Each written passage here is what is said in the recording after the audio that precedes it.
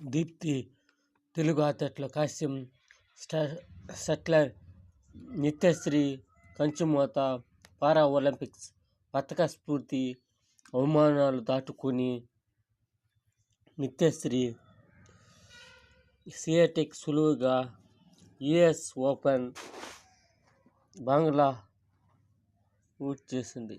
లాస్ట్లో double TTC final Suarez retirement Dhanush శ్రీకాంత్కు మరో స్వర్ణంపై ఆశలు రేపిన తొలిసారి పతకం సాధించి క్వార్టర్లో ఓడిన పూజా. ఈ విధంగా తెలుగు క్రీడాకారులు గెలుపొందారు.